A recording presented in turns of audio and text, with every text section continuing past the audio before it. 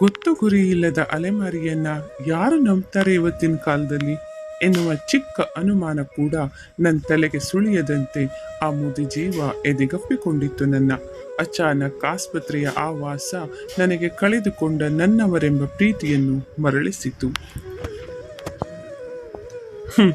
ಯಾವುದೋ ಧ್ಯಾನದಲ್ಲಿ, ಮನದ ಬೇಸರದ ಭಾವದಲ್ಲಿ ರಸ್ತೆ ಇದು ಎಂದರಿವಿಲ್ಲದೆ ಮಧ್ಯೆ ನಡೆದು ಬರುತ್ತಿದ್ದ ನನಗೆ ಎದುರಿನಿಂದ ಬರುತ್ತಿದ್ದ ವಾಹನ ಡಿಕ್ಕಿ ಹೊಡೆದು ಆಕ್ಸಿಡೆಂಟ್ ಆಗಿತ್ತು. ನನ್ನ ಪುಣ್ಯ, ಅಷ್ಟೇನು ಏಟು ಆಗಿರಲಿಲ್ಲ. ಅದ್ಯಾವ ಮಹಾನುಭಾವರು ಆ ಆಸ್ಪತ್ರೆಗೆ ತಂದು ಸೇರಿಸಿದ್ರು. ಶುಶ್ರೂಷೆ ಏನೋ ಆಯಿತು, ಆದರೆ ಬಿಲ್ ಕೊಡಲು ಹಣ ಇರಲಿಲ್ಲ. ಬಿಲ್ ಕೊಡದೆ ಆಸ್ಪತ್ರೆಯವರು ಬಿಡೋದಿಲ್ಲ. ದುಃಖದಿಂದ ಕೂತಿದ್ದೆ ಹಾಗೆ ವರಾಂಡದಲ್ಲಿ. ಆ ಒಬ್ಬಂಟಿ ಜೀವ ದಿನಾಲೂ ಆಸ್ಪತ್ರೆಗೆ ಬರ್ತಿತ್ತು. ಏನಪ್ಪ, ನಿನ್ನೆಯಿಂದ ನೋಡ್ತಿದ್ದೀನಿ, ತುಂಬ ಅಲೆಮಾರಿಯ ಹಾಗೆ ಕೂತಿರ್ತಿ. ನಿನ್ನ ಕಡೆಯವರು ಯಾರೂ ಬಂದಂತೆ ಇಲ್ಲ, ಯಾರೂ ಇಲ್ವೇನಪ್ಪ ಎಂದು ಭುಜದ ಮೇಲೆ ಕೈ ಇಟ್ಟಾಗ ಥೇಟ್ ನನ್ನ ಅಮ್ಮನ ವಾತ್ಸಲ್ಯ ಕಣ್ಣಿಗೆ ಕಟ್ಟಿತು. ದುಃಖ ಉಮ್ಮಳಿಸಿ ಬಂತು. ಗಂಡು ಎನ್ನುವುದು ಮರೆತು ಒತ್ತು ಬಿಟ್ಟೆ.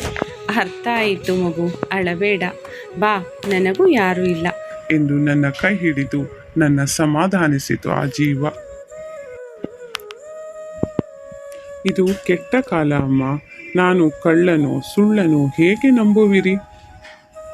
ಹಿಂದೂ ಮುಂದು ಅರಿಯದೆ ಅದು ಹೇಗೆ ನನ್ನ ಮಗನೆಂದು ಒಪ್ಪಿಕೊಳ್ಳುವಿರಿ ಎಂದೆ. ನನ್ನ ಮಾತಿಗೆ ನಕ್ಕಿತು ಆ ಜೀವ. ಅಯ್ಯೋ ಮಗು, ನೀವು ಯಾರು ಏನು ನನಗೆ ಬೇಡ.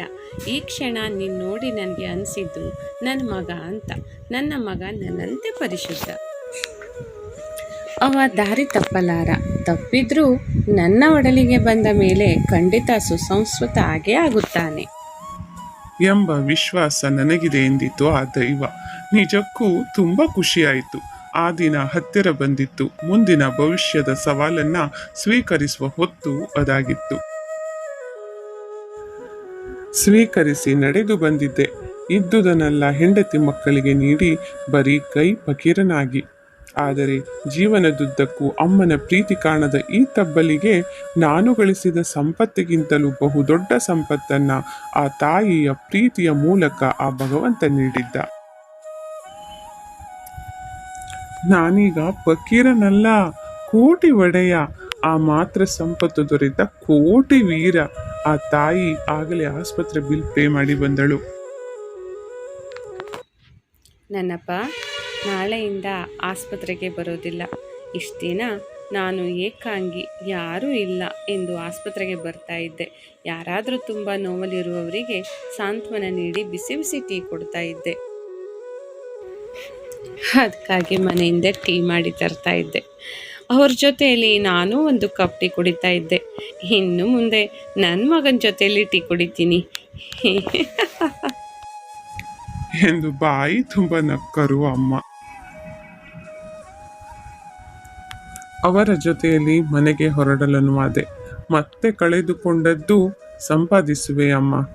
ನನ್ನ ಅಮ್ಮ ಎನ್ನುವ ದೇವರನ್ನ ಖುಷಿಯಿಂದ ಸಾಕುವೆ ಎಂಬ ಅಮೂಲ್ಯ ಸಂಕಲ್ಪ ತೊಟ್ಟು ಆಸ್ಪತ್ರೆಯಿಂದ ನಿರಾಳವಾಗಿ ನಿಟ್ಟುಸಿರು ಚೆಲ್ಲಿ ಹೊರಬಿದ್ದೆ.